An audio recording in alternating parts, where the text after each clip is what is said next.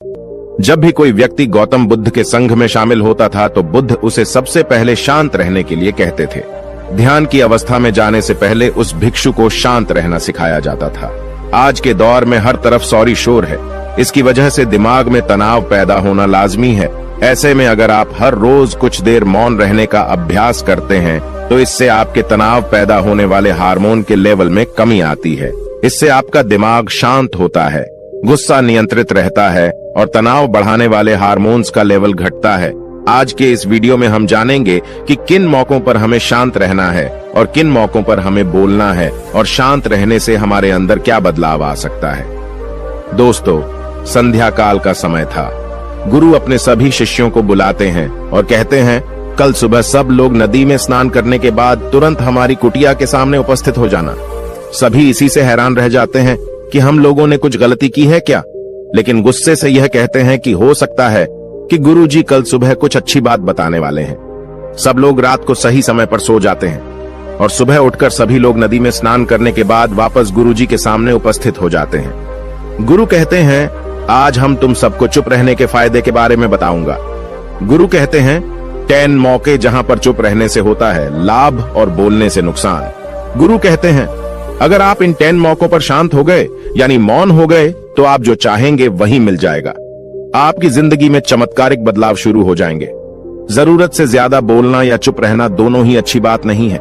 जैसे जरूरत से ज्यादा बारिश हो जाना या फिर धूप दोनों ही दिक्कत देती है, उसी तरह अनावश्यक बोलने से भी काफी नुकसान होता है। गुरु कहते हैं कि पहला ऐसा मौका जहां पर व्यक्ति को चुप रहना चाहिए, बिना तथ्य के ना बोले। गुरु ने कहा, अगर आपके पास कोई तथ्य नहीं है तो वहां चुप रहने में ही भलाई है। चुप बैठने से दिमाग में नई कोशिकाओं का निर्माण होता है और इससे ज्ञान की वृद्धि होती है। बोलने में भलाई वही है जहां आपको किसी चीज के बारे में पूरा ज्ञान हो। अगर आप बिना तथ्य के कहीं बोलते हैं या फिर बेवजह बोलते हैं तो आपका वहां मजाक भी बन सकता है। अगर आपके पास पर्याप्त जानकारी नहीं है, ऐसी जगह पर बोलने से आपका मजाक तो बनी रहेगी, साथ ही साथ लोगों का भरोसा भी आपसे उठने लगेगा। इसलिए ऐसी जगह पर शांत रहो जहां तुम्हें पता ना हो कि क्या बोलना है क्या नहीं। कई बार कुछ लोग ऐसे होते हैं जो हर जगह अपनी उपस्थिति बताने लगते हैं। उन्हें पता नहीं होता है कि हमें क्या बोलना है, लेकिन फिर भी बोलते जाते हैं और फिर बाद में दूसरे लोग उनके जाने के बाद उनका मजाक उड़ाते हैं। जब तक आपको उस तथ्य के बारे में अच्छा ज्ञान नहीं है, उसके बारे में पता नहीं है, तो वहां चुप रहना ही ज्यादा समझदारी है। गुरु ने कहा, दूसरा ऐसा मौका जहां पर व्यक्ति को चुप रहना चाहिए। शब्दों से न पहुंचे ठेस, अगर आपके शब्द किसी को मानसिक ठेस पहुंचा रहे हैं तो वहां चुप हो जाना चाहिए। कमजोर व्यक्ति के बारे में कुछ भी बोलकर आप महान नहीं बन सकते हैं। महान आप किसी कमजोर का साथ देने में बनेंगे। कई बार होता है कुछ लोग अपने से छोटे व्यक्ति को भला बुरा कहते रहते हैं। सामने वाला इंसान तो कद से आपसे छोटा है, वह आपको कुछ नहीं बोलेगा, लेकिन आप उसकी नजरों में गिरते चले जाएंगे। हो सकता है कि कल वह भी आपसे पद में बड़ा हो जाए। पद में आपसे जब वह बड़ा हो जाएगा तो आज जो रवैया आपका उसके साथ है, आने वाले समय में वह भी आपके साथ वही करेगा। आप किसी को नीचा दिखाकर बड़ा नहीं बन सकते हैं। बड़ा बनना है तो अपने से छोटे लोगों का इज्जत भी करना सीखें और साथ ही साथ बड़े लोगों का भी सम्मान करना चाहिए। लोगों को लगता है कि अगर वह अकड़कर बोलेंगे और सामने वाले को नीचा गिराने की कोशिश करेंगे तो वह बड़े बन जाएंगे, तो यह उन सब की भूल है। बड़े होने की बजाय आप उनकी नजरों में गिरते चले जाएंगे। गुरु ने आगे कहा, इसलिए शिष्यों, तुम सब जब भी बोलना आदर भाव से बोलना ताकि तुम्हारी बात लोगों को अच्छी लगे। बोलने में भाई बहन, माता पिता, मित्र इत्यादि संबोधन शब्दों का इस्तेमाल जरूर करना।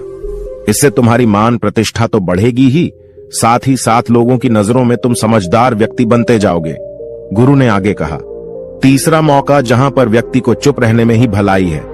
क्रोध या घृणा करने वाले लोग, जब कोई अपना या सगा संबंधी आप पर क्रोध कर रहा हो, आपका अपमान कर रहा हो, तो आपको उस वक्त चुप रहना चाहिए ताकि सामने वाले का गुब्बारा पूरी तरह से फट जाए। आप यदि सही हैं तो उसे कतई माफीनामा गए और चुप रहकर ही सही समय का इंतजार करें। वह खुद आपसे माफी मांग लेगा जब उसे अपनी गलती का एहसास हो जाएगा। गुरु आगे कहते हैं कि अगर आपका कोई सगा संबंधी आप पर क्रोध कर रहा हो और आप उस समय शांत हैं, तो यह आदर सम्मान देने की निशानी होती है। इससे न कोई छोटा होता है और न ही बड़ा। अगर आपको क्रोध आ रहा है तो आप या तो वहां से किसी का अनादर किए बिना चले जाएं या फिर चुप रहें। क्रोध करने से आपके रिश्ते खराब होंगे। क्रोध करने से हमेशा क्रोध करने वाले व्यक्ति का ही बुरा होता है। गुरु आगे कहते हैं कि एक बार की बात है, एक सांप जंगल से भागते हुए किसी राजा के घर में पहुंच गया। लोगों ने छेड़खानी की तो वह बहुत ही गुस्सा हो गया, जिससे घर में जो तलवार पड़ी हुई थी उसी को लपेटकर कसने लगा और धीरे धीरे उसका पूरा शरीर कट गया। ठीक उसी प्रकार हमारा गुस्सा भी हमारे शरीर को तलवार की भांति काटता रहता है। गुस्सा ध्यान से खत्म होता है प्रतिदिन। अगर आप ध्यान की मुद्रा में बैठे हैं तो आपका गुस्सा आपके नियंत्रण में रहेगा। गुरु आगे कहते हैं कि यह तरीका है कि आप प्रतिदिन ध्यान का अभ्यास करें। इससे आपके शरीर में जो हार्मोन्स गुस्से को बढ़ावा देते हैं वह सब तुम्हारे नियंत्रण में रहेंगे, जिससे शरीर गुस्से पर आसानी तुम्हारा से काबू पा लेगा। लेकिन एक तरीका यह भी है कि जब भी आपको गुस्सा आए तो आप यह समझने का प्रयास करो कि क्या मेरा गुस्सा जायज है या नहीं। हमें वहां पर बोलना चाहिए कि नहीं। जब आप खुद इस बात का आकलन लगा पाएंगे तो आपको खुद पता चल जाएगा कि हमें गुस्सा करना चाहिए या नहीं। फिर भी आपको गुस्सा आ रहा है तो आप वहां से हटने का प्रयास करें, वहां से दूर चले जाएं। धीरे धीरे समय के साथ आपका दिमाग शांत हो जाएगा। गुरु ने कहा, चौथा ऐसा मौका जहां पर इंसान को बहुत ही समझदारी के साथ काम लेना चाहिए, वहां पर आपको चुप रहना ही चाहिए, जहां पर उस मुद्दे से आपका कोई संबंध ना हो। अगर आपका किसी मुद्दे से कोई संबंध ना हो तो वहां आपका चुप रहना बनता है। बिना किसी वजह अगर आप दूसरे के मुद्दे पर बोलेंगे तो यह आपके लिए अनिष्टकारी होगा। इसमें केवल और केवल आपका ही नुकसान है। जल्द ही आप किसी दो लोगों के बीच हो रहे विवाद में जल्दी अपनी टांग न डालें। अगर सामने वाला आपको बुला रहा है अपना झगड़ा शांत करवाने के लिए तो ही आप वहां पर जाएं। किसी की व्यक्तिगत जिंदगी में दखल अंदाजी नहीं देनी चाहिए जब तक कि वह व्यक्ति आपको नहीं बुलाता है। अपने झगड़े को शांत करवाने के लिए कुछ लोग फालतू में दूसरे के विवाद में कूद पड़ते हैं। इससे उनके मान सम्मान मर्यादा पर लोग उंगली उठाने लगते हैं। गुरु कहते हैं कि 10 मौकों में 5वां ऐसा मौका जहां पर व्यक्ति को बहुत ही समझदारी के साथ चुप रहना चाहिए। आपके शब्दों से किसी मित्र को हानि न पहुंचे। अगर आपके शब्द सामने वाले के परिवार या मित्रों की प्रतिष्ठा के बारे में बुरी झलक दिखा रहे हैं तो आपको चुप रहना चाहिए। किसी के परिवार या फिर मित्र के बारे में बुरा बोलने से केवल आप ही बुरे बनेंगे। जो चीज आसानी से खत्म की जा सकती है उसे अपने शब्दों से बड़ा न करें। बिना चिल्लाए बात करने का प्रयास करते रहना चाहिए। अगर आप बिना चिल्लाए कोई बात नहीं कह सकते तो आपका चुप रहने में ही भलाई है। किसी पर चिल्लाने से आपके व्यवहार के बारे में पता चलता है। ज्यादा बोलने से चीजें हमेशा खराब ही होती हैं। कई बार कुछ रिश्ते ज्यादा तेज बोलने की वजह से टूट जाते हैं। इसलिए अपनी आवाज में मीठापन लाएं। आपके शब्दों से आपके दोस्त को हानि नहीं पहुंचनी चाहिए। कभी कभी दोस्तों के जब हम मजाक हैं तो रहे कि आपके शब्दों से किसी का अनादर ना हो। मजाक को भी हमेशा शब्दों के मायने में ही रखें। जहां किसी को शब्दों से चोट लगे वहां चुप हो जाएं। ज्यादा बोलने से हमेशा नुकसान ही होता है। किसी और की प्रतिष्ठा को अपने शब्दों के माध्यम से उसे हानि नहीं पहुंचानी चाहिए। यदि आपके शब्दों से किसी और की प्रतिष्ठा को ठेस पहुंच रही है तो वहां आपको चुप हो जाना चाहिए। जब कोई व्यक्ति आपके सामने नहीं है तो आप उस व्यक्ति के बारे में बुरे शब्द किसी तीसरे व्यक्ति के सामने न बोलें। गुरु कहते हैं, छठा मौका जहां पर व्यक्ति को चुप रहना चाहिए, जब कोई कर रहा हो किसी की बुराई। जब कोई आदमी आपके सामने किसी तीसरे आदमी की बुराई कर रहा हो तब तुम्हें चुप रहकर बस सुनना चाहिए। अपनी राय व्यक्त नहीं करना चाहिए, क्योंकि जो आज आपके सामने किसी तीसरे की बुराई कर रहा है वह कल किसी और के सामने आपकी बुराई भी कर सकता है। यदि आपने कुछ कहा है तो नीति शास्त्र के अनुसार जो अपने मुंह को बंद रखता है और बुद्धि से काम करता है वही इंसान समझदार होता है। बिना जरूरत के बोलना, किसी के बारे में किसी के बीच में बोलना यह गलत बात है। कभी कभी हमारे लिए बुद्धिमानी इसी में होती है कि हमें अपना मुंह ऐसी जगह पर नहीं खोलना चाहिए। गुरु आगे कहते हैं कि 10 मौकों में 7वां ऐसा मौका जहां पर व्यक्ति को चुप रहना चाहिए, जब कोई नहीं समझे आपकी भावना। यदि आपको लग रहा है कि कोई व्यक्ति आपकी भावना, दुख या परेशानी को शब्दों में नहीं समझ रहा है, यदि आपको लग रहा है कि सामने वाला व्यक्ति आपकी भावना या दुख को या आपकी जो परेशानी है उसको वह समझ नहीं पा रहा है या समझने का प्रयास ही नहीं कर रहा है या वह आपको ध्यान से सुन ही नहीं पा रहा है, तो ऐसे व्यक्ति के सामने आप चुप ही रहें। क्योंकि ऐसे लोगों को आपकी भावना या दुख से कोई मतलब नहीं होता है।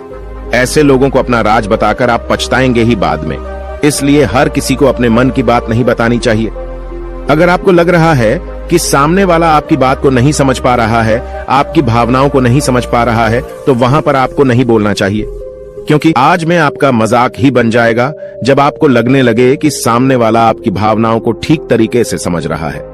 आप जो कह रहे हैं वह ठीक से सुन रहा है, तभी आप उसे अपनी बात कहें। गुरु कहते हैं कि 8वां मौका जहां पर आपको चुप रहना चाहिए, जब कोई इंसान अपना दुख व्यक्त करे। यदि कोई इंसान अपने दुख या परेशानी को आपको बता रहा है, तो इसका मतलब यह है कि वह आपको अपना समझ रहा है। ऐसे में तुरंत ही उसे समाधान बताने के बजाय चुप रहकर उसके दुख या समस्या को सुने। उसके दुख या समस्या को किसी और को न बताएं। वह इसलिए नहीं बता रहा है कि उसकी समस्याओं का समाधान कर देंगे, बल्कि वह इसलिए भी बता रहा है कि सामने वाला उसकी बात को समझ रहा है।